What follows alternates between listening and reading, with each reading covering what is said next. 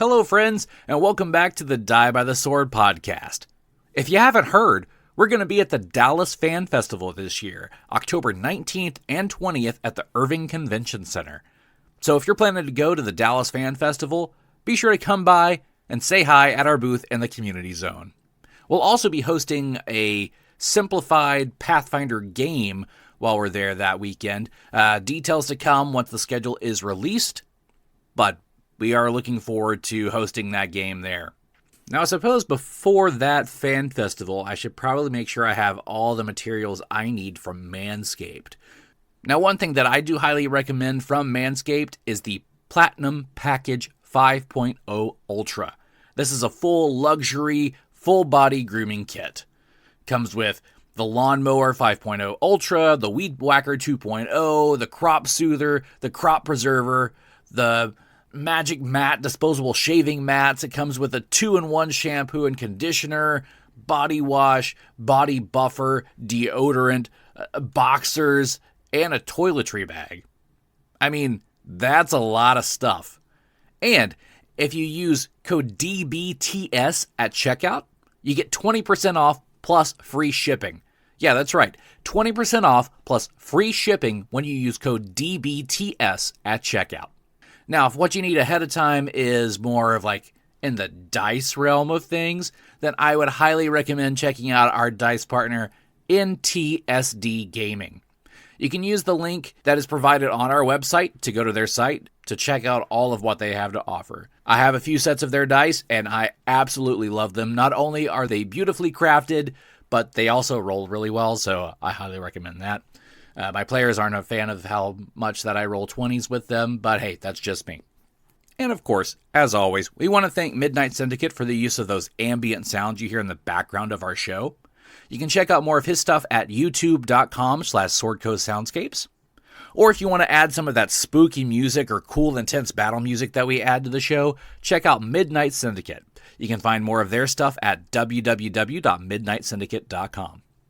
You can also always check out our website at www.diebytheswordpodcast.com to check out those links to Manscaped or to NTSD Gaming, or find some character art or cast bios. A link to our merch store is on there as well.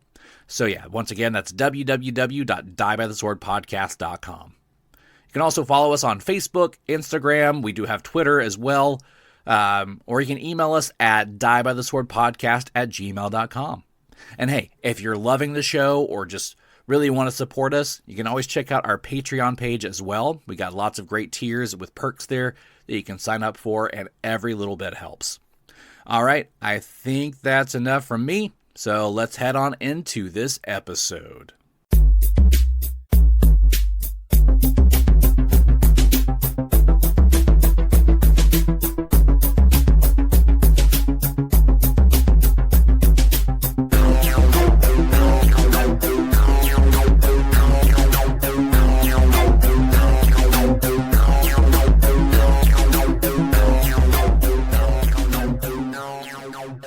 Hello again. I feel like it's been like 2 months since I've seen you guys. Almost close. You're not that wrong. Mm-hmm. I say it's been, by my notes, calculates almost a month, about a month. Sorry, I may start counting in Japanese. I don't know. Oh, why is that? That's because John and I went to Japan and South Korea. You sure did. Oh, That's awesome. Konnichiwa. Konnichiwa. Actually, it's evening, so it'd be konbanwa. Oh. Say that again. How did you say that? Konbanwa. Oh, all right. Is that a more or less formal than konnichiwa? It's just good evening as opposed to... Oh, okay. Gotcha. It's, during the evening, it's konbanwa. During the daytime, it's konnichiwa. And in the mornings, it's ohayo gozaimasu. Bonne nuit. It's totally different. Bonne nuit is different? I thought that meant good night. Bonne nuit? Yeah, okay. Yeah, it is, but that's meant for close people. Oh. Dirty way to say proximity or what? No. It is not dirty. It is not dirty, but it means you're. So, Bon nuit. Bonne nuit, voulez-vous coucher avec moi? Goodness. That made it dirty. Yes. I did not know that there was an inference with a greeting like that. I'm not sure if it still stands as much as it used to be, more of an intimate saying. But When you're saying intimate, you're saying like familiar, or you're saying like intimate? I'm saying more Yeah. familiar. There we More go. Familiar. Okay. I learned the phrase from an episode of Futurama, and it was a gargoyle saying bon nuit to you all. So I thought, I don't have an intimate relationship with this gargoyle, so I thought you could just say it to anybody. So I thought. Pazuzu! He uses the to form and not the usted form. I These didn't are know French close had that. gargoyle. Yeah, it does. It does. I feel like most languages have that formal and informal versions. What's the Because formal even Japanese English? does, but everybody uses the formal because it's such a polite culture. Yeah, but I think we're losing part of the formal, at least in our culture, a lot since we're becoming way more informal. Yeah. It's also within English, especially the formal versions of everything are very gendered, and we're trying to go to a more gender neutral society. So that kind of takes some of that formality out of it. I know Spanish has a gender neutral. What do you call it? It's not article, but the last letter. People are starting to use E at the end instead of O or A. Mm-hmm. Oh, okay. So what'd you how guys is do the in food there? Japan? Yeah, like seriously, y'all are. It's like pulling teeth over here. I know. Food was amazing. Pretty much all of it. All of the food was good. Except, well, I found out I don't like uni.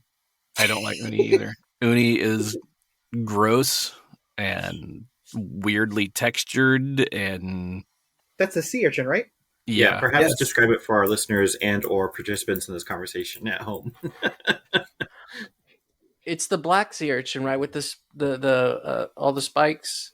yeah. Yes, Is that the only one, sea yes. urchin? Yes. I think Anyway, there's other urchins, but yeah. so it's orange, isn't it? The inside Ish. is orange, yes. Yeah. Well, It's a Halloween thing. so we had it as part of a sushi platter, and so it was an uni roll, and More like Let's the just- poo-poo platter. that's kind of what it looked like. That's kind of what uni looks like in a sushi roll. Yeah. Yeah, Yeah, I had two of them, and I think I've had my lifetime supply. Mhm.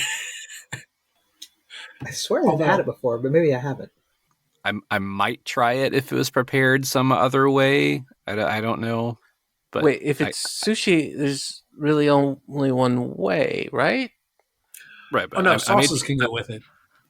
yeah, but I might try the sea urchin again in some other preparation format, not sushi.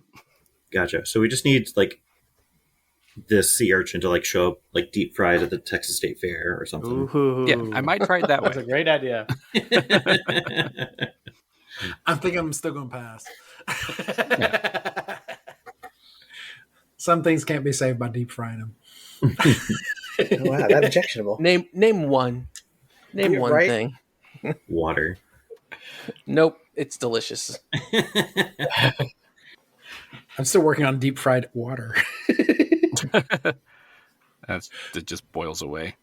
Yeah, just the combusts in the kitchen.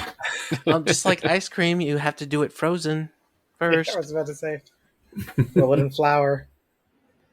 Now we're talking about the actual logistics of deep fried water. Deep fried water. If anyone's going to do it, it'll happen in Texas. I did think that the sweet shrimp, I'm glad everybody tried that. I actually love sushi sweet shrimp. It's good. And you tried that actually in Japan? That sounds very American. That's my name for it. Because Oh. you can't find that everywhere here. I do not know the Japanese name for it. I just sent the sushi plate that I had from. Oh, that really actually does look unappetizing. What does? Oh, the Less appetizing than the other one. Can you just picture like the burst of flavor that each one of those has? Yeah, just in your mouth as you're like chewing, like each one of them bursting. No thanks. Yeah. Like those pearls in a boba tea. Oh yeah. I'm not a big boba fan. Me neither. Same. It tastes like chewing on like you know those like when those rubber balls that you would get at the mall from like putting a quarter in. Like to me, it sort of has wolf texture where I'm like, unappetizing altogether. Yeah. I feel you. But the kids these days, they love it. What do the kids know? The kids know. Like my daughter, she's like, "Oh, I'm gonna get some boba." I'm like, "Blah." She's like, "You want one?" I'm like, "Blah." It's nice of her to offer though. That part's nice. But what are the ones that look like jelly donuts? Jelly donuts? I'm confused. Yeah, the ones that are on the left. That's tuna. Would you say it's too much tuna? Is it? No, it's never too much. Tuna, tuna like tuna every way I can get it. Yeah, me too. The tuna there was amazing. It's tuna out of a can for me or nothing. You are missing out. No, don't give me that real tuna. I want that fake tuna in the can. Yeah. I'm not gonna lie, I do love the tuna in a can. I do too. Yes. The tuna sandwich. Ooh man. Ooh, yes, sir. Let's do some canned tuna on some rice. That's definitely a different form. I've never done that. Are you a cat? Diego says this was delicious. Yeah.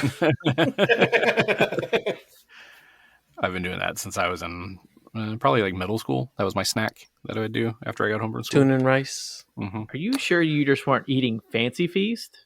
Yeah. No. Yeah, your mom took the label off of all the cans. It's tuna and rice. Ew. Fancy like, Feast. Here, let me mix a little of the dry food in with you too. Oh no. So what else did you guys do? You didn't just go to Japan, didn't you go to Korea too? We did. Mm-hmm. So we did. You guys are acting real cagey about this vacation. I know, Feels like they did something shady, super right? secret, Right? Yeah. No, it was actually very fun. We did go to the DMZ, so I mean that is kind of secretive. But yes, we did. We went down in a tunnel, which that was a heck of a hike coming back out. That was a bitch.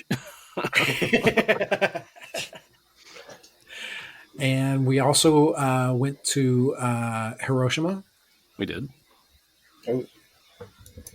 It was very somber. Yes. Yeah.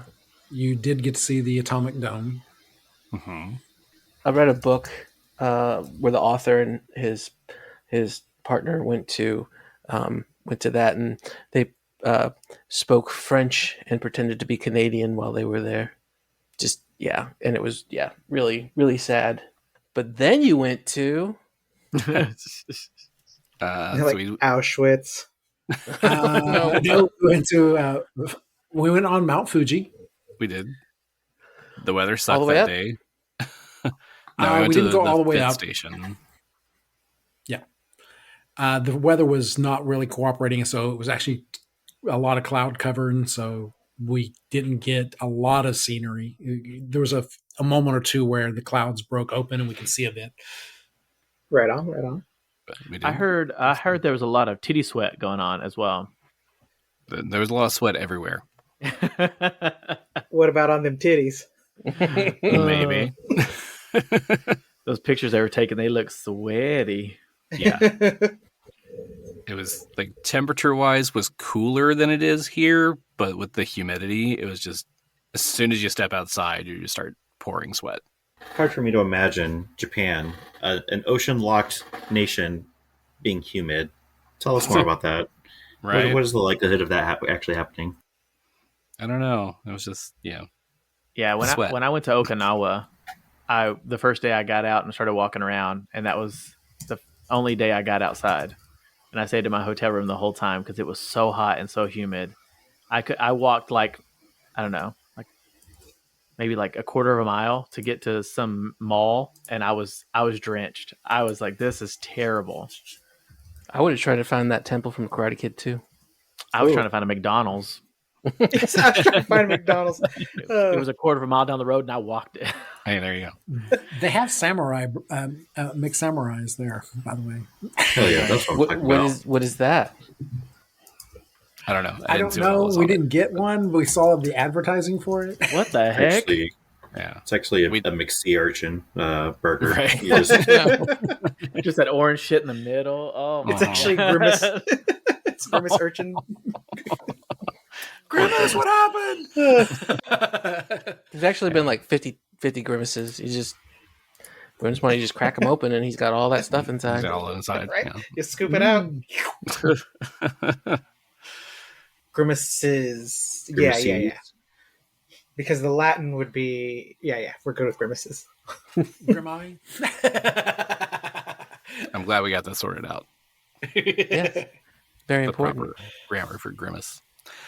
We did that. We went to several temples, which were really cool. My favorite one was in Kyoto. It was the Fukushima Inari Shrine.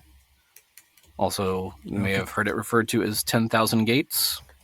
So it has those torii gates. There's 10,000 of them up and down the side of a mountain. It's really cool. Lots of steps, but totally worth it. Went to a place called Team Lab Planets, which is like a visual art installation kind of thing, but it's like life-changing with how cool it is. Yes, it is amazing. It's one where you take your shoes off and it has like pools of water that you walk through, and it's like this raining crystals room. That was really awesome. And it was really cool. It's one of those that you can't really describe it. It's just once you're there, you just stay there. What? He's talking about everything like being inspirational. You're like, did you go to the Pokemon store? No. Hello Kitty? No. We did see a lot of Hello Kitty there. We did. But we didn't go. We didn't go to the stores. We didn't do karaoke while we were there either. What? No. That's crazy. I tried. One of us is tone deaf. But... Doesn't mean you can't get up there and do your fancy yelling. Ooh, there. I don't know. That's what it would be. It seems pretty fancy there. Is it? I thought it was just something to let loose. Yeah. I would need sunglasses and a long cane to find a key.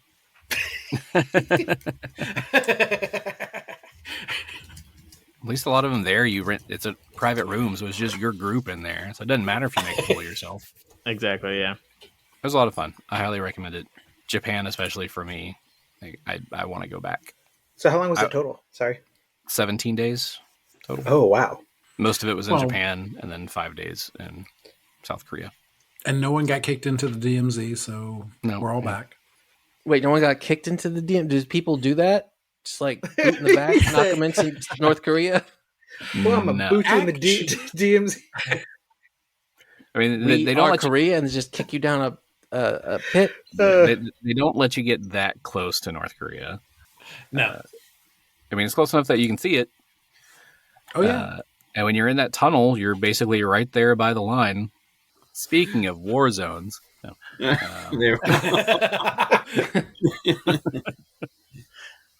Speaking of climbing out of treacherous locations, you're in the basement of the Harrowday Theater. Oh! Gary, that's one of the best ones you've ever come up with. I'm really impressed with that one. Did that all by myself. Props to Gary. And only Gary. That was all me. Daggers, pulling them out. So yeah, now that it has, thank you, Daniel. Now that it has been a couple of few weeks, who remembers what happened last time? Briefly. Keith killed a baby. Ooh, I have that written down. Yes. I killed a baby bone. Yes. Is that another reference to MASH? Wait. Oh. Yes, killed the baby bone. Yeah. In case you haven't seen the ending of MASH. So. Spoilers. 40-year-old spoilers. Right. Oh, God, it has been that long. Shit. Yeah, so we were in the basement of the Heritage Theater with Abraun. LeBron. Hey, Aaron. Yeah. We were looking through the books. We discovered a gargoyle with the same writings as Diego's Morbin key. He put the key on the gargoyle. Not summoned, but 4 liches. The image of 4 liches appeared. They asked for the 5th catechism. Rather, they demanded the 5th catechism. We could not provide it. They summoned some bone devils on us. We killed the bone devils. Keith notably killed a baby bone devil. Newborn. And freshly born, freshly birthed. Freshly summoned. Right. Summoned. Yeah. Eyes not even open yet. Just Right. It looked up and said, "Mama," and Keith just wham. So now I think we had sort of landed on needing to, or part of the thing about the liches was that, like, right before or in the middle of them demanding the 5th catechism, we had seen sort of like this aerial view of Caliphas, where there was a sort of like a building that was lit up, and Abraun said that he recognized it as the Quarterfaux Archives, and it just so happened he works there, right? And he works there. How fortunate! And that's what you missed on Glee. Did we make it to regionals though? No. Not this season. Not this season. Okay, Maybe well, next season. If we're out of initiative, I think Genny is just going to say, Abraun, what the hell was that? I don't know. I've never seen this happen before. What do you know what those things were? I think they were bone devils. Bone devils. I've heard of those. I've never seen one before. They're even creepier than what I imagined. 3 or 4.5. You didn't see the half one for very long. Yaneeko's proud of that baby kill. Diego will take down the key and put it back around his neck and say, "My friends, if you know anything about this 5th catechism that these people were talking about, perhaps you should inform us what it is."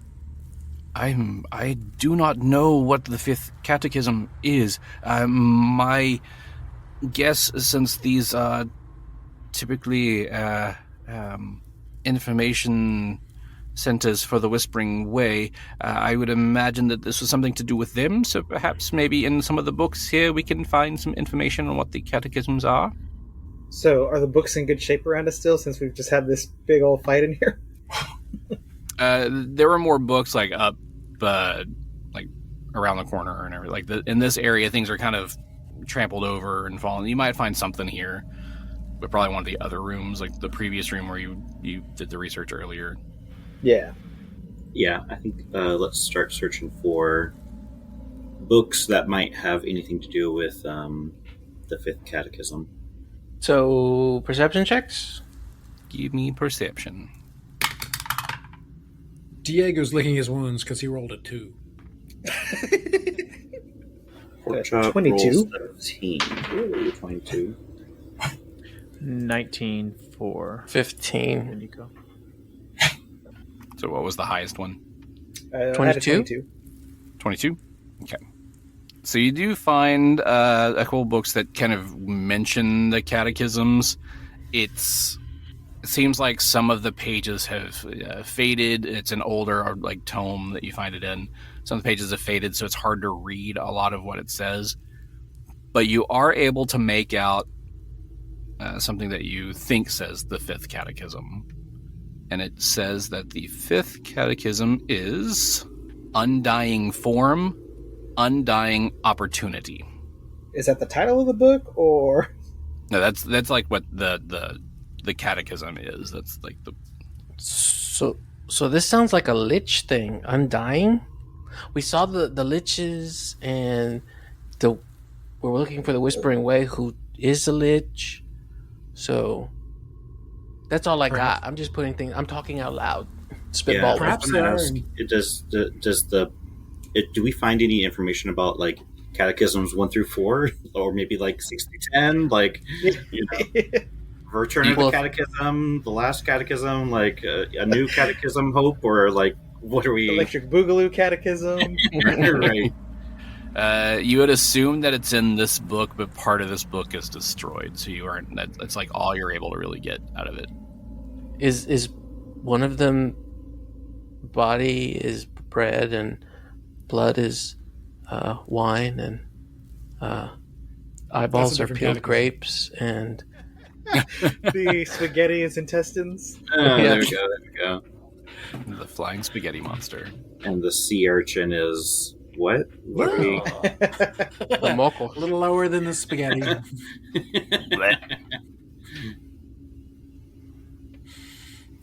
Okay. How about we turn to Abraun and ask, does this mean anything to you? The undying form and undying opportunity?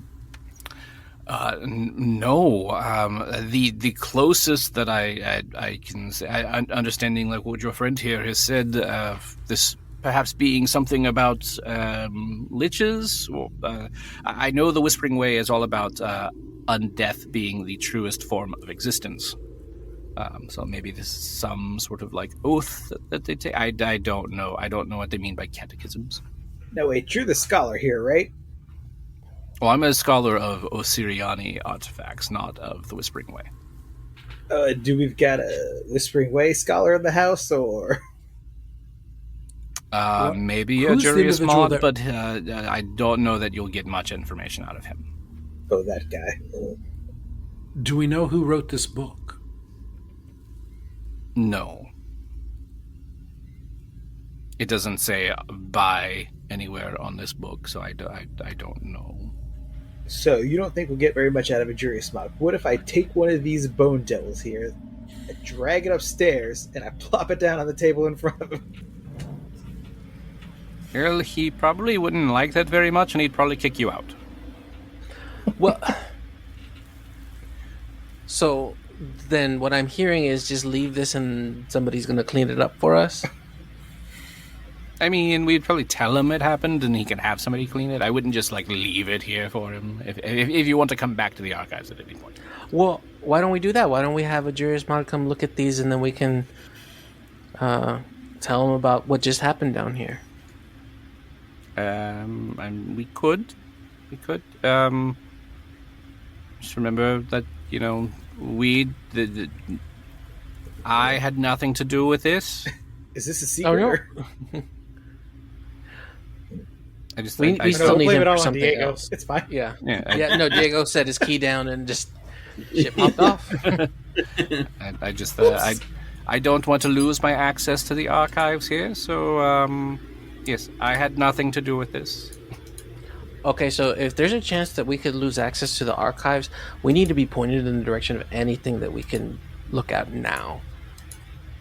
If we're gonna get this mod guy involved.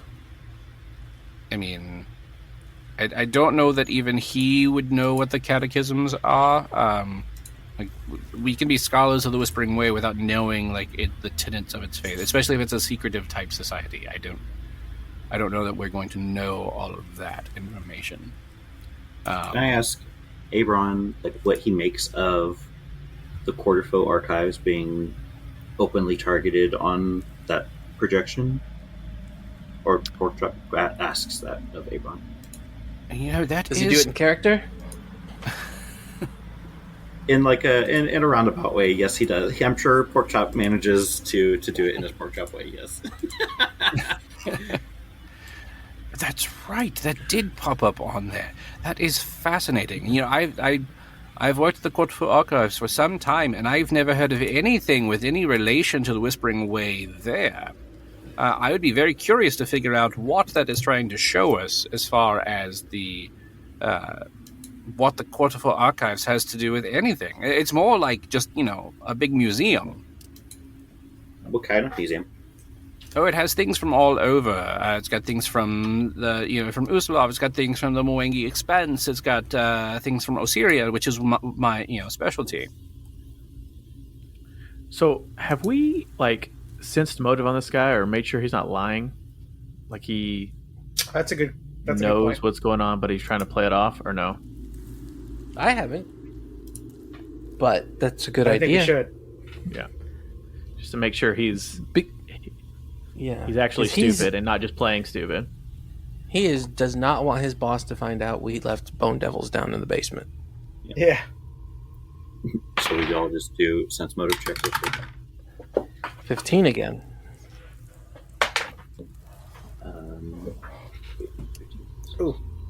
26.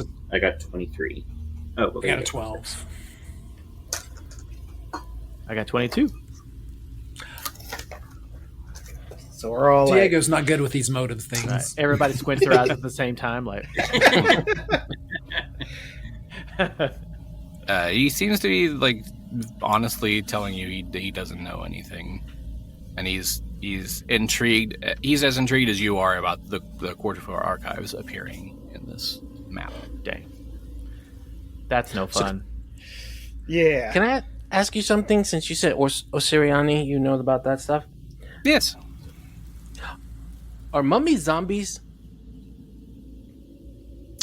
I wouldn't say they're zombie. They're a specific type of undead. But I wouldn't say they're zombies, although they are reanimated corpses. But you know what? We should probably look it up. Can we go to your place and to the archive and start digging? Yes, absolutely. I'm more than happy to take you to the Quarterfaux Archives. I do have a key and all. Yes, if we're gonna fight the Whispering Way and they use mummies, we need to learn about mummy rot and whatever. Speaking of zombies, if there was a god and he had a son, and that son died and then came back to life, is that a zombie? Well, is that a zombie or mummy? Because or is it a mummy? Well, I mean, we have to look at that. How was the body preserved? Was it wrapped in cloth and then buried? Put into a shroud. Yeah, a light cloth, and lots of incense and myrrh and other sort of odorous preservatives, I suppose. And then I heard that this.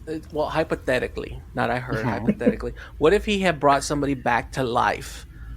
Ooh. Necromancy. Yeah. Yes, that is very necromantic. I don't know.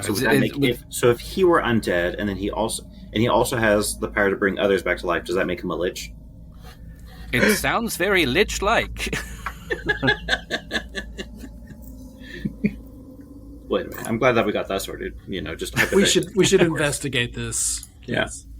So I don't know if this is the true form of what all of this is, but I feel like just a reanimated corpse. That's a zombie. If it's a prepared reanimated corpse that's been wrapped in cloths and entombed, that's more of your mummy style. And usually he got out 3 days later.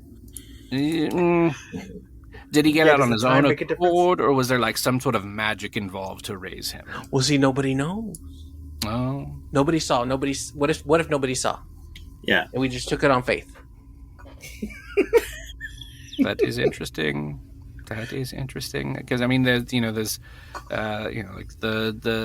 there's mummies, then like we said, there's liches, but liches are usually more bony and gross looking. So how gross looking was he? I mean, some people say he looked like a Varisian. Some people say he looked. What's north of the Mwangi Expanse? Yeah. So now, what if also? What if his brother is a ghost, possibly holy? Oh, it has holes in him? Yeah, no, he was stabbed a lot, a lot. Okay. Well, in that case, I mean, I don't know how that would relate to the whole mummy and the whole zombie conversation, because there's also just animated corpses. That's just a separate thing altogether. But then you have cadavers. That's also a thing too. which is also just another form of an animated corpse. There's so many different options of what undead. How do I know so much about undead? I must have picked up some conversations about this. Genny does another insight check on. Oh, that one's better. 23. But somebody else already got a 23. Yeah. So I'm sure he doesn't know how he knows so much, but it's probably just from all of his time working with artifacts and things like that. As one does. Yeah, he picks up things here and there. Do we want to reconvene, or is there? So the question here is, we were all using up spell slots from the battle and such.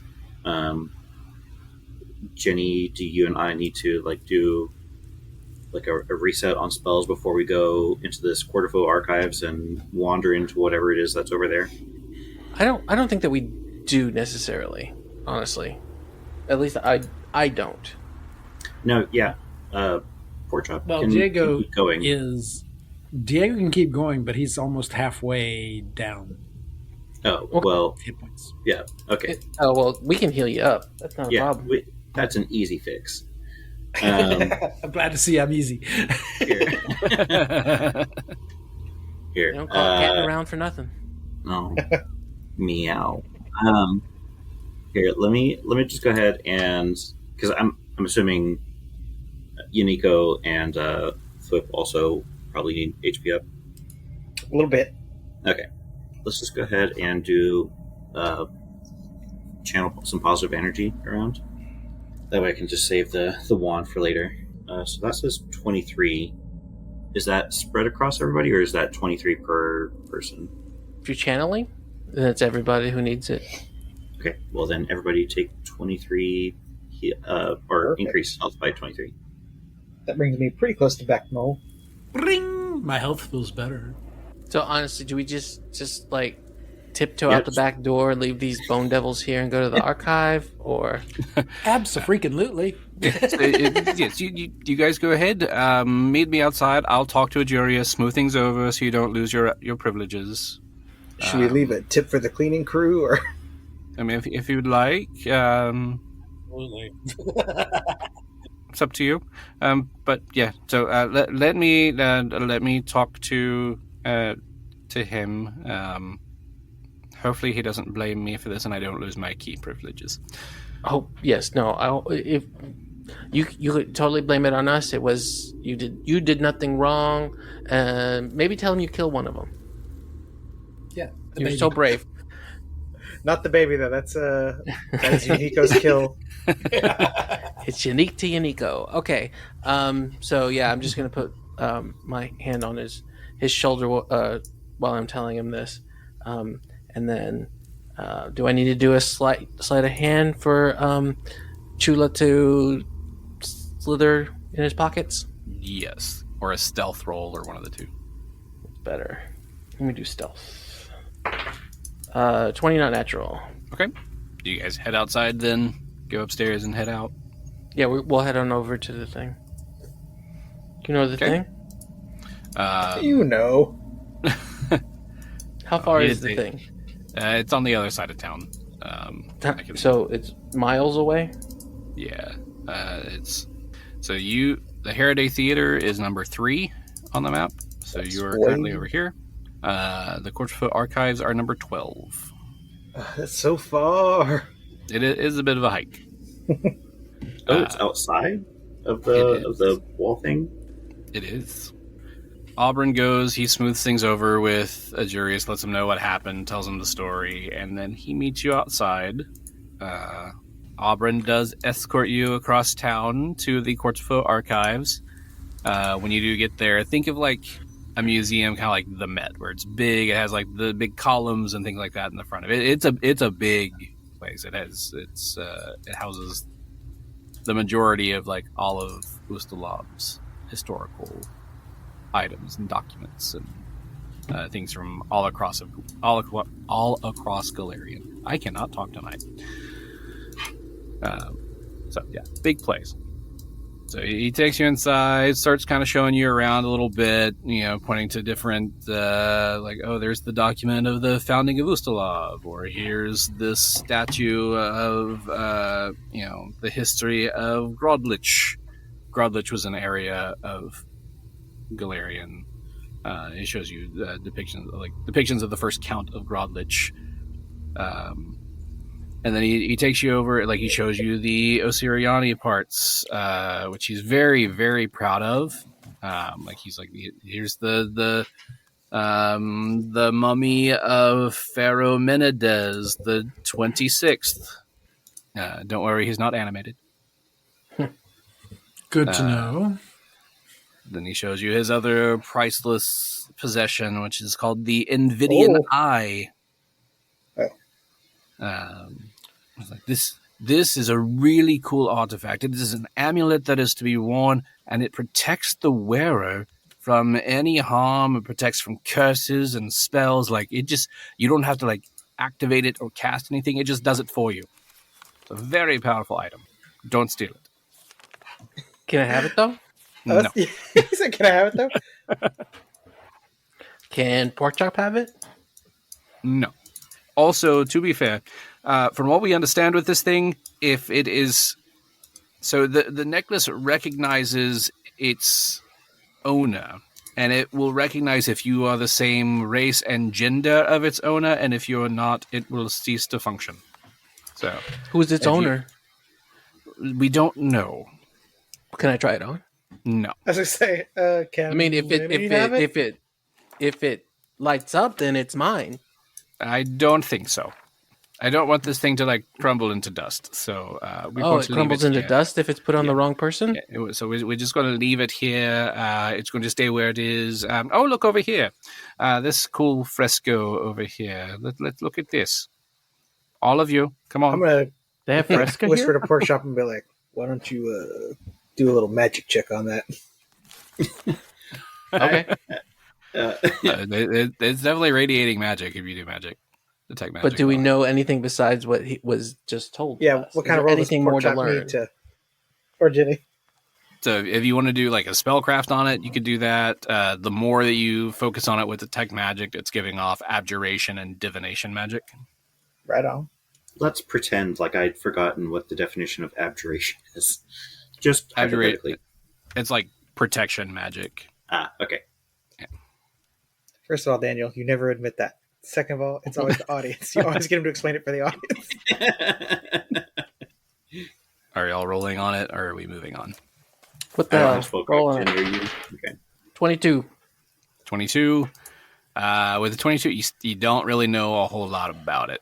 What if you get a 26? 26. You know a little bit more. You can tell that it does have like a couple of spells like charged in it. It's got things like freedom, which it helps with like imprisonment, petrification, paralysis, things like that. It's got dispel magic. It's got remove curse, protection from chaos. Jesus. It's a very powerful item. Okay. But it's very protected, right? Very protected. Like if a snake were to swallow it, bad things would happen to the snake, right? Yes. Like it's an item that protects itself. Like it not only does it just stop working for people, but it can potentially kill the person that is not the owner. That was people, so there we go. Yeah. So it is. It's very powerful and very dangerous. Why didn't he just say that? Like if you try it on and you're not it, you could die. That would have. Yeah, he just said tampered it would crumble, down. not me. Yes. So he's still studying it. He's trying to figure it out too. Like they still don't know who the owner was. But it's a cool little artifact. But anyway, he kind of summons you over to this other fresco that he's really excited about. As he's mentioned a few times, the county of Grodlich. And he shows you this ancient fresco on one of the displays that depicts the first Count of Grodlich, who was an excommunicated priest of Pharasma named Ludmir Vendelmain. Ludmir Vendelmain. Yes. Is that where county comes from? Land overseen by a count? Probably. Well, you said he was an ex. You're still describing. Let's keep doing that. Yeah, he was an excommunicated priest of Pharasma. Very much. No, he was very much a heretic, and that's why he was excommunicated. I'm not sure why particularly he was excommunicated. That's all I know is that he was excommunicated, and he was known as a heretic. I don't know what he said that was so against. It was probably, now that I think about it, the primary ways to be excommunicated from Pharasma would be one, to break the cycle of life and death. So maybe he was trying to become a lich. That would make sense. That would make sense. As you're standing there looking at it, give me a perception check. Ooh. Nope. 13. 28. 28? Yep. 29. I have 29. Oh. Do we get a 30? What was that one, Daniel? 31. 31. Ooh. Damn. Yeah.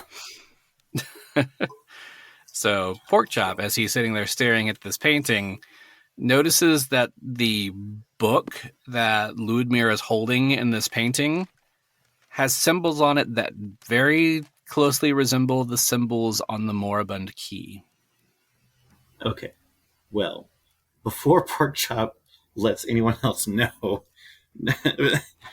Porkchop's like, well, I mean, actually, I'll whisper. Porkchop will whisper to Thwip and Genny, and just sort of like do an insistent head nod, pointing between the symbol, or to give a general like, hey, look at that specifically right there over there. where on the fresco is the symbol? Like the symbols are on the book that he's holding. Oh, the book. The book. Okay. Yeah. Vigi. That's where I was going with that. Great minds there. What was the title of the book? It doesn't have, the book doesn't have like a title. It's just you see symbols on the book in the painting. They're not hieroglyphics. They're just symbols. Yeah. Yeah, there's symbols that closely resemble those on the moribund key. Porkchop will point out quietly, not to alert Abraun, but to the party. Like, guys, look, there's more symbols on that, but I don't necessarily want to summon more bone demons on us in the middle of this museum. Is this museum like fully active, or is this like midnight at the museum where we're just like scoping it out ourselves, or are there like is this just people milling about in this area? It's after hours. He would have taken you after hours. Ooh, after dark. And is this a popular museum? It would be a very popular museum, yes. I don't know, guys. Because on the one hand, I do want to sort of like ask Diego to like hold up the moribund key to the painting to see if it reacts. Actually, can we detect magic on the painting? That's a good one. That would be a really good idea.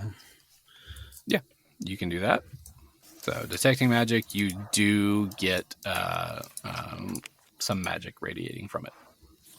I don't know why I rolled for that, because is this like if we continue to detect magic, we can learn more about what it is, or continuing it, yeah. Yaneeko and Genny could do the spellcraft check again, right? Guys, do you want to roll for me? Porkchop's got nothing. I've got nothing. Oh, rip. Yaneeko. Natural 2 on the die. 27? 27. You can tell that there's an arcane lock. Ah. Ooh. Not an arcane lock. Is this... So who has magic on trap? All right. Who's got a freaking key? Well, perhaps there is a key, and I pull out the moribund. No, do it. Great. Whoa. Talk about after dark. It sucks us into a demon dimension. But what when he attempts to do that, does the key do anything? Are you a duck? That's weird looking. Well, what do you think, guys? Should we open up this lock with its Mormon key? I don't know if we should probably get more information. I mean, we just started taking the tour. But it is. Yeah, you know what? We can come back to it. I think you're right. Fair. We just started the tour. Yeah, we can make notes like this fresco, and it's like the first thing he shows us, and we're like, Mormon key, monsters. Can I take any time to go shopping again? Nobody else. I need new shoes. No, to break off and talk to Chula. Okay. Because remember, I put Chula on his person. Mm-hmm. And he went to go talk to that guy. You know the guy? Yeah. Agrarian mod. Agrarian. Let's go with Agrarian. I like that one. Gregorian chant. Yes, Gregorian chant. And I want to know if she got any secrets from me. Spill the tea, girl. She does not. He did what he said he was going to. Okay. I'm beginning to think this guy is as straightforward as he seems. I know, right? Lame. I keep thinking he's way more nefarious. Gary, I do have a question, though. From my role earlier on the spellcraft, do you think I could tell how strong of a spell the Arcane Lock would have been? Arcane Lock is a first level spell. Oh. Hang on, guys. I think I have Dispel Magic. Don't. No. No, I don't think you want to do that. I don't think you want to read books, y'all. Whatever. Porkchop cast Fireball. Let's go. Sorry, it's the second one. Let's go. I love it. That is definitely one way to dispel this shit. Yeah, can we? I guess we should check out the rest of the museum. I mean, this is the fantasy Met after all, so maybe we would just sort of note that we should come back, or that this is worth investigating and see if there's anything else in the museum, according to Abraun. I mean, he can give you the rest of the tour. Like he can show you more of the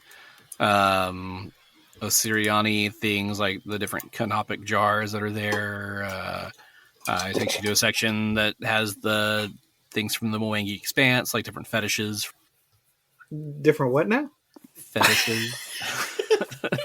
That's what I thought I heard. Yeah. Museum is after dark. All right.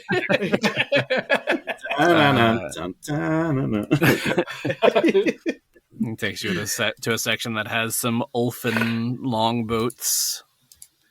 Sure, they're boats. Fetish boats.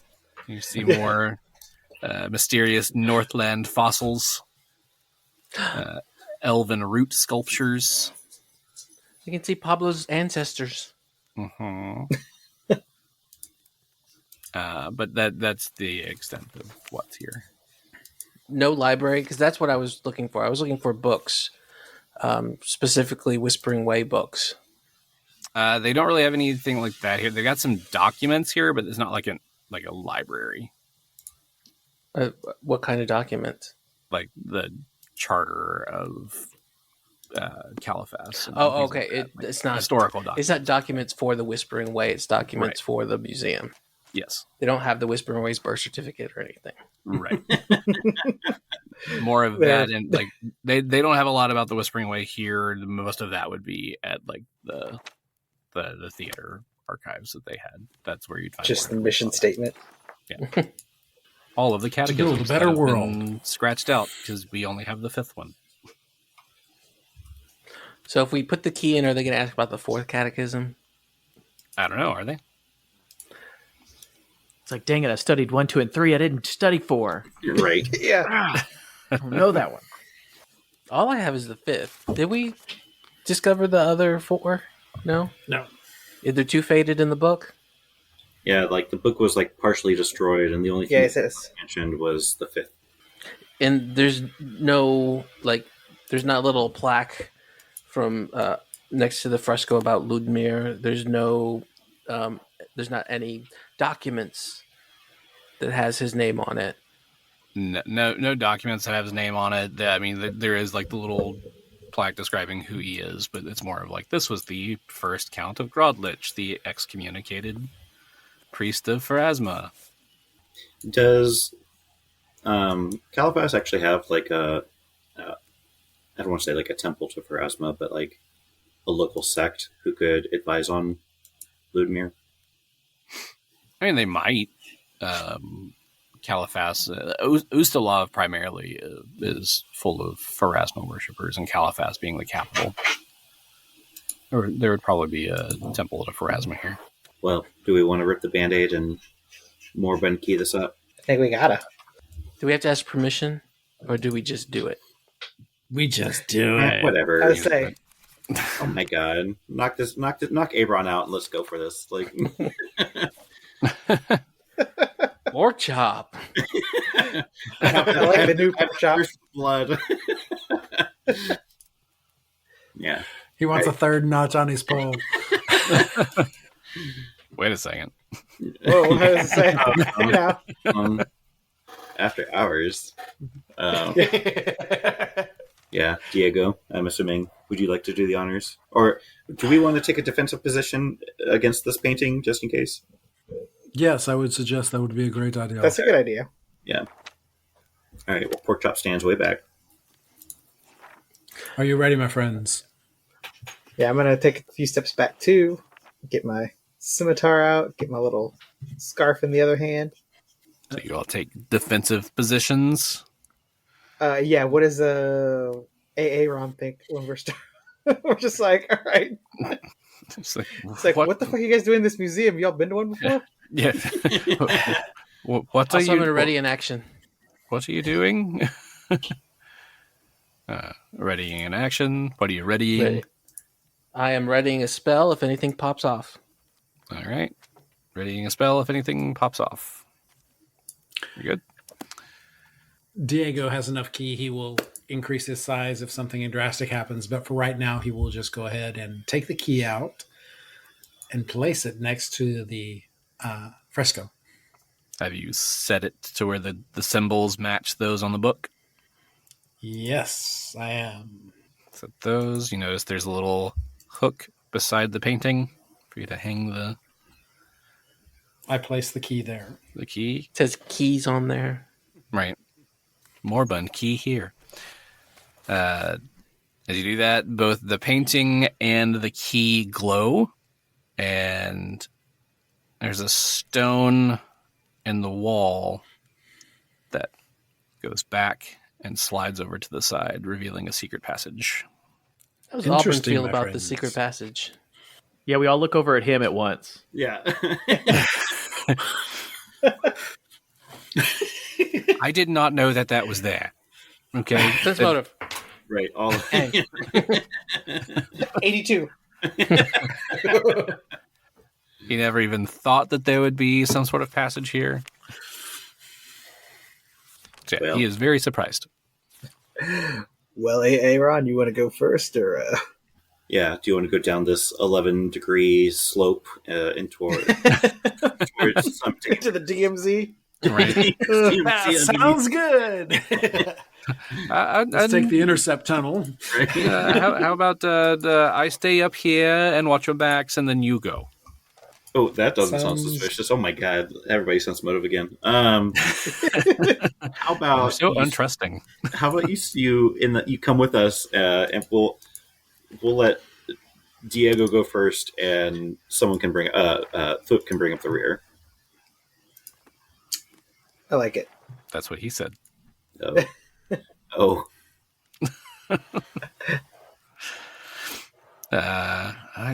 Fine. If you shall make me, I will go with you.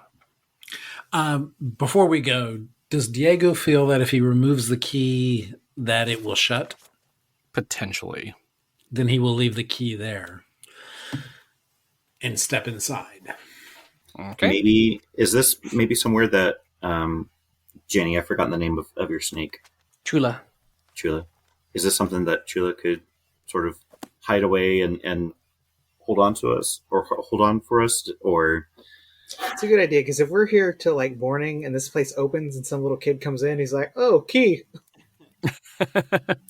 Yeah, somebody might want to protect the key. So if Chula can do that, that would be great. She can. She's a little viper, but she also doesn't want to get got. But you know what? Can she communicate with you like telepathically across distances, or no? I have. I can communicate with her. I can speak with her. I can't. So one way, because I can do the same with my dog. Yeah, I can. I can talk to her. I can't send a message unless I cast message. I don't know. Are we overthinking this? Maybe. I think we should maybe. If there's no way, okay, so inside there's not a way to like. We don't see a way to open it back up if we go inside. There's not like a lever. Not that you see. And Ajurius or Aaron is not helping. Like he has no idea either, right? No, because he didn't know this was here. Yeah, but he's never seen anything like this before. Like he's just along for the ride. I mean, it might be feasible that if you took the key with you, there might be a place to open it from the other side, but you don't know for sure. I mean, you don't see symbols or anything on the inside to rematch the key or anything like that. But like, what kind of terrible architecture or like engineer would be like, oh, I'm only going to put this lock on the outside so that if you accidentally lock yourself in, you're dead. Then you're boned. Yeah. Yeah. Yeah. But they want to be liches, so they're fine with being boned. But they still want to be able to get out. Like, yeah. I don't know. I'm in favor of taking the key with us. And I kind of am too. So, okay, then we're taking it with us? Okay. I was looking at message to see if I could do it, but it's like a 25 DC perception check to hear the message. Anyone opposed strongly to taking the key with us as we go down? I'm not opposed to it. I mean, if the door stays open after you take it off. I mean, we can just test it right now, right? Just pull it off, see what happens. Yep, what happens if it does, we pull it then off? Put it back. Take it off. It stays open for a while, and then will eventually close. Is there a chair or something we can prop up against the door? No. What about that necklace? Can we put that necklace just in the door? No. God damn it. I think that means we have to leave it, right? Yeah. Yeah, we'll leave it, and so like what time is it like 10 at night? Is it 3 a.m? How much time are we playing with before people start walking back into the Met? I would say it's probably around like 8 or 9 o'clock at night. Okay. We got time. We got plenty we got of time. So hey, we'll just Yaneeko. Yeah. Do you have an animal companion? I do, but he's also with your Triceratops stabled up company, yeah. Yeah. Okay, well, let's go. Let's descend to the DMZ. Yep. All right. So you enter through this secret passage. It does it's either a ramp or a staircase, whichever you would imagine it would be. Going down, descending, kind of underneath the Quarterfaux Archives. And it goes down to this one very large chamber. But when you get down here, you notice that there's like discarded, battered furniture, broken alchemical equipment, a few scraps of paper here and there. That as you look at the scraps of paper, you see things like pieces of like ingredient list for elixirs or potions, but like nothing complete. Like you don't find any complete information, and there's nobody else down here that you see. And can we tell how long this has been here? Is it like super old and dusty, or is it like somebody's been here recently? Good question. It looks like the chamber itself has been here a long time, but there's no dust or like cobwebs or anything down here, so you would assume that it was abandoned very recently. Based on the list of ingredients on these, ingredient lists, is it self-evident as to like what types of elixir they were trying to go for? You wouldn't really be able to tell. There's not enough of these components here. You could probably figure out some would be things like resurrection type potions or animate undead, those kind of things. Some would be things like maybe like inflict harm, those kind of potions. But they didn't leave any, right? They did just not leave remnants. any. Not even in treasure chests? Nope, there are no treasure chests down here. Just these broken alchemical equipment pieces. Looks like they're trying to mix their potions and stuff down here. But they shattered all of their stuff before they left. So can we perceive around to see if there's anything that stands out that should be important? Yeah, you can. Question for you. Would this be considered underground? It is underground. Nat 20 for 31. Diego got a 15. Porkchop got 28. Yaneeko, with his bonus for underground, got a 34. Oh, shit! Ooh, nice. He can tell you how many grains of sand we're standing on. I didn't want to one-up you, Gary, but... No. With that, so looking around the room, even with those high numbers, you don't find any items or anything of note down here. But with the 34, Yaneeko notices standing in one of the dark corners of the room a humanoid being who notices you standing there and sees them. And he steps out, hands up, and says, "Good evening. It seems I'm not the only one searching for the Whispering Way, but alas, it appears that they have deserted this place some time ago. My name is Quinley Basdell, and I'm searching for my mother's killer. Perhaps we might be able to assist each other?" I turned to Aaron. I'm like, do you know this guy? I've never seen him before in my life. Quinley, my friend, how did you get here? I have some connections through the vampire underground.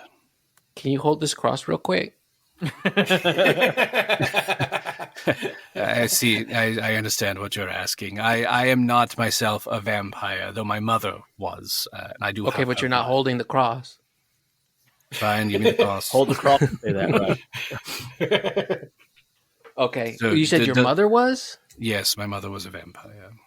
My father was a Frankenstein. Yes, as I said, my mother was a vampire. I personally am not, though I do have her blood. You're not a Frankenpeer. Okay, good. No. My mother was turned by a vampire midwife while in childbirth with me. My mother did die later in childbirth, but rose as a vampire after being bitten. That's an interesting childhood. That's a very slim, narrow margin for success there. My God. You and Blade. Right. Can we just sense motive real quick just to see is he genuinely looking for assistance with us? Oh yeah, sense motive. Oh, shit. 17. 24. Oh, yeah. I got 16. 14. I also got 24. Yeah, he seems generally like he's trying to seek out your help to find his mother's killer. Yeah. Tell us more about your connections with the vampire underground. I'm not personally affiliated with any of the clans of Caliphas, but I do work for them occasionally as a free agent. I do know their leader, Luvic Sirvaj. He is an elder vampire who predates even the Whispering Tyrant. Are they on good terms, or is he like a vampire familiar? He's give me a knowledge local. Gross. 11. 17. 17. That's enough to really know that he is a Dampier. So he's a half vampire, basically. So he gets all the powers, but doesn't have to suck the blood? Pretty much. Or he only has to suck the blood. He's but not doesn't have the undead. powers. He has a raving addiction to blood, but is just like a regular human. All right. With an iron deficiency. It's the worst kind of Dampier. That really got me. So he's a Dampier. His mother's a vampire, and he's looking for the person that killed his mother. Yes. So we're hunting a vampire hunter. Well, we don't know that because in the interlude we had before, there was a vampire that was killing vampires. That's right. Correct. That's right. So it's a vampiric vampire hunter then, or. Well, so like so like back to the interlude that you were referencing, like it was also sort of implied that like what was it, the vampire that killed the other vampire was working with witches or something like that. Correct. Yes. Not that our characters actually know this, but right, right. Interlude that you got some information. The sneak peek. Yeah. So it's like a gang. It's like a gang war. Right. Vampire Streets of New York over here. Woo woo. He said woo woo. Is it the Crypt CRYPTs versus the Bloods? Hell. But you had asked earlier about what my connection was to the Vampire Underground, and I mentioned that my mother was one. So when my mother rose from her grave as a vampire, she returned for me and stole me away from my father, who was a terrible, terrible person. And she stole me away to raise on her own. Luvic Siavage, he granted my mother sanctuary among the vampire clans of Califas, and so I grew up amongst the city's vampire underground. And I'm assuming you're aware of all of the other vampire murders that have been going on here in Califas. Yes, this is how I feel I might be able to help you. The vampires of Califas might be able to tell you where the Whispering Way went, and I can introduce you to them. You see, somebody is murdering the vampires in the city, most notably, of course, my mother. I have no proof, but I do suspect that it was another vampire that is responsible.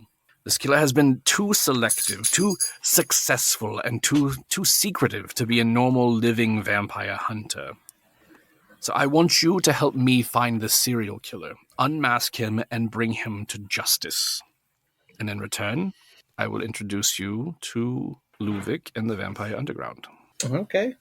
So does he know why they killed his mother? Or why they might have? Well, I guess that's in character, I guess. Like, why would they want your mother dead? That I do not know. I don't know how they are selecting their victims. I do know that each of the victims have either worked for Luvic or have had some connection to Luvic. So perhaps by my mother being granted sanctuary by Luvic, she wore his insignia as a tattoo on her arm. Perhaps that is how they found her. So how do you know it's just not Luvic? Oh, he would not kill his own. That would not make sense for him to kill his own followers. Unless they were a sacrifice or something. And if he did, he would be upfront about it. He is as surprised by all of this as well. Are there any other connections other than the obvious vampirism and connection to Luvic that these murdered vampires actually have? As far as like why these vampires are being killed? It's like, what's their connection? Yeah, I mean, so I'm just thinking, like, I guess I'm going to change tact a little bit, and ask, like, would there be necessarily a reason for, so, like I'm trying to sort of, like, piece together what sort of an initial motive would be for killing other vampires, and sort of, like, my initial thought is sort of for power or for personal, well, not necessarily personal reasons. So like maybe like trying to prove something to the Whispering Way and be like, hey, like I'm going to kill these vampires for you if you include me in your Whispering Way plans.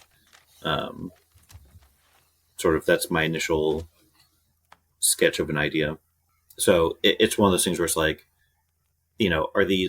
were these just like henchmen? Were they uppers? Or like, just working directly for Luvic actually give them some sort of like prestige over other vampires? Or so these vampires, some that have been killed have been members of the court, like the hierarchy of vampires here in Califas.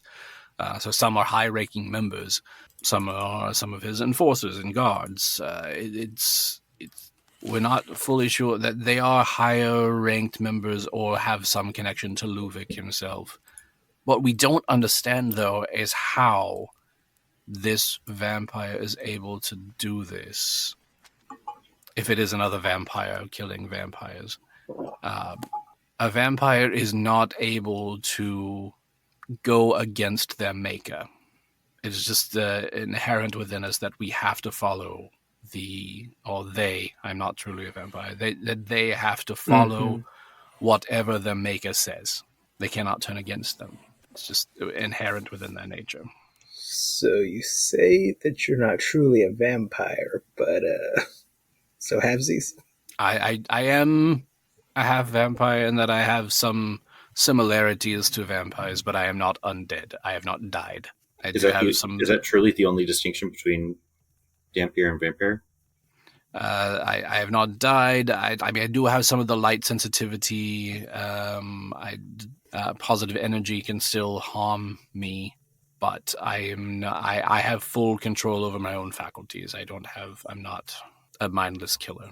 Vampires are monsters and unrepentant villains, but Dampiers are not. There are many good Dampier creatures out there. Hey, Porkchop, do you have detect alignment? One thing that I can say for the vampires is they are not in league with the Whispering Way. They oppose what the Whispering Way stands for. The Whispering Way, while vampires are undead, yes, they do oppose the Whispering Way because the Whispering Way wants to make the entire world undead. If that were to happen, starve. Vampires would lose their source of food. Yes. So they do not wish for the world to become undead. When the Whispering Tyrant fell in Gallowspire, the vampires laid down their weapons and conceded the field in exchange for peace. Since the Shining Crusade, the vampire clans of Caliphas have maintained the status quo. Now Ustalov's rulers hold court without fear of the tyrant's return, and the vampires are left alone. They have been for centuries. But these vampire slayings could create an entirely new war in the city across the nation. And in a war between humans and vampires, who do you think would win? I mean, catch me outside on a sunny day. How about that? But if you wish to meet with Luvic and the vampire court, the vampire underground is where we would need to go. Long ago, the streets of Caliphas were raised to install a proper sewer. The ground floors of many of the buildings here became basements, and then their basements became sub-basements, and so on. The vampires at the time claimed many of those areas for themselves, and I know my way around that underground.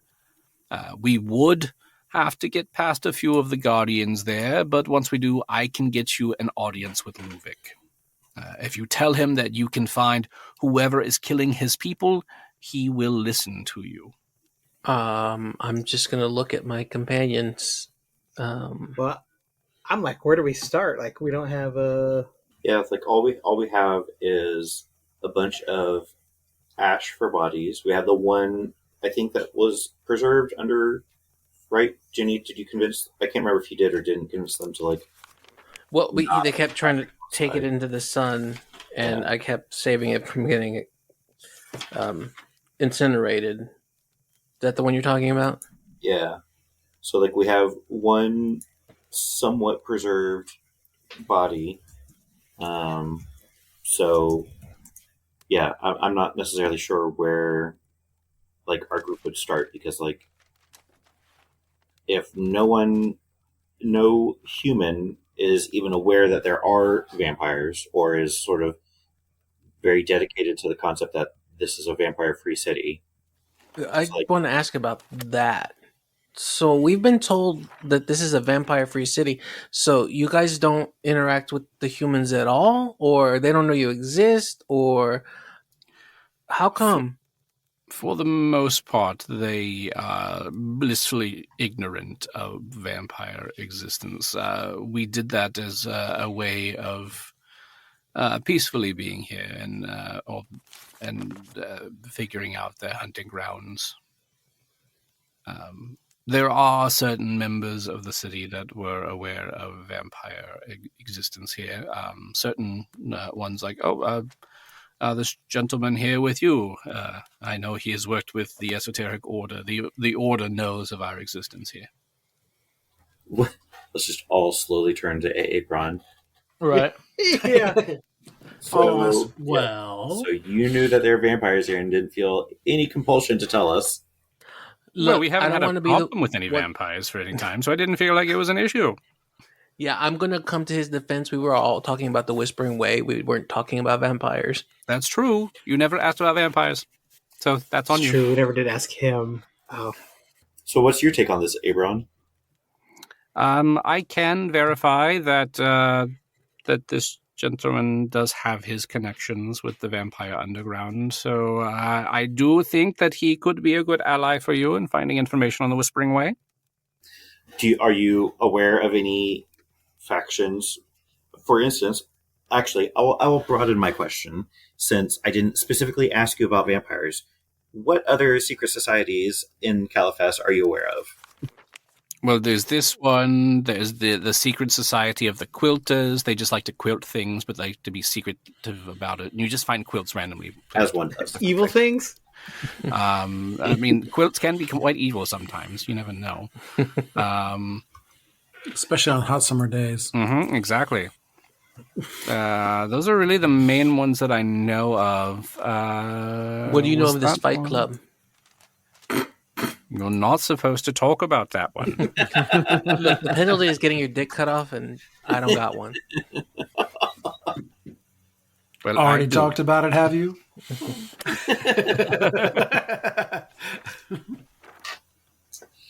So I don't know what she's talking about some fight club that doesn't exist. We meet on Tuesdays. Genny cracks her neck. She's going. Got that roll of quarters ready. Mm-hmm. I'm free on Tuesday. I can't. I have softball. Quilting Fight Club. Got it. You just show up and beat up a whole bunch of old ladies. It's like, oh shit, I got my schedule wrong. Wrong Fight Club. They're also knitters too, so they have those knitting needles. Find this guy staked on a quilt. Oh! Told you not to talk about it. Mm-hmm. So do we want to go now? Because it's dark, so vampires are active. So when it gets dark, do you guys come up to the surface? Sometimes. We have certain parts of town. I mean, I can be out at any time, but, you know, the vampires do. No, but, I mean, to live underground all the time, and you talked about, like, if the Whispering Way wins, we don't have anything to eat, so what do you guys, what do they eat? Restoration Park is the primary place that they would surface here in Califas. Or sometimes within the alleyways, they might find something there. But Restoration Park is mainly where we go. We find they find people that wander off on their own. But like evil people, though, right? Sure, we'll go with that. That's what I'm saying. I mean, that's why I wanted Porkchop to detect alignment. Eating people's not good. Hey, and I will be the first to say that vampires are not good creatures. Porkchop's in his own knitting club over there. But if the main goal is to take down the Whispering Way, you may be able to ally yourselves with the vampires temporarily.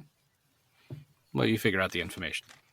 I mean, I don't like the word temporary. I'm going to tell you right now, I don't like it, because if we're trying to stop the Whispering Way, we may need to extend this little treaty of ours. Well, that's fine. I'm just saying temporarily up to you, because you seem like you don't want to work with vampires. I just don't want people to get eaten unless they're bad. And bad is subjective, so I don't know how we're going to tell. Maybe this is something you can discuss with Luvic when you speak to him. Okay. Are you willing to take us to Luvic now, or is this like a solve the murders and then we meet Luvic? I would say we should go talk to him now, and then that way he can give his approval for you to speak to other vampires as necessary, or and give you his protection that you won't be eaten while you're here. Gotcha. Yeah. Are All right. we going to get badges? Like, ooh, yeah. Can we be double secret? We'll be double secret deputies. Yes, double secret. Maybe they'll give you gold-tipped fangs to wear. I don't know. Something. Sounds like a yes. All right. Yeah. So I guess our next step is to go visit Luvic and see what information he has for us about the murders. I would hope that like he would have information, or at least like a suspect in mind for us to pursue, because like I don't know that our group has enough information to just like set forth and sally ho and like that's where I'm going with this. Mm-hmm. All right, gang, to Luvic. To Luvic. All right, so you agree to work with we'll hear him out. Yeah, I agree to hear him out. Gonna need you to detect the lineman on this guy when we meet him. Okay, well, this is exactly why I asked if I could take a nap earlier, guys. Like, I can't just... Can't just whip this out. Whip it out. All right. So now that you have at least temporarily allied yourself with Quinley here, who will take you to meet Luvic and the Vampire Underground, he does warn you. Now, we will have to get past some of the Guardians. You may have to fight a vampire or two along the way, but it'll be fine. You'll be fine. It'll be fine. Okay. So we're killing vampires to solve a murder of vampires. Opposite. We're helping vampires survive to solve a murder. Right? But we may need to kill some vampires. You might need to kill a vampire too. Yeah, put that in your pocket, though. Yeah. So we'll see. But anyway, so he starts gathering everything up, and you guys head out toward the Vampire Underground, which he does have like a secret pathway out of this this thing that he has found. So don't forget to go get the key if you're going to do that, or you can go back we out have the to front, either way. Okay. But he'll take you through the underground. Well, has he seen the necklace? He is not. The necklace is new to him. Wait, well, we don't show him the key. Diego, put that key away. Put it. Yeah. Put that thing away. Diego quickly grabs the key. Yeah, hide it under your collar, your little kitty collar. Just. He doesn't wear that in public. So you get all that set up. He starts taking you toward the Vampire Underground, and we will pick it up here next time. All right. Uh-oh. On to the underground.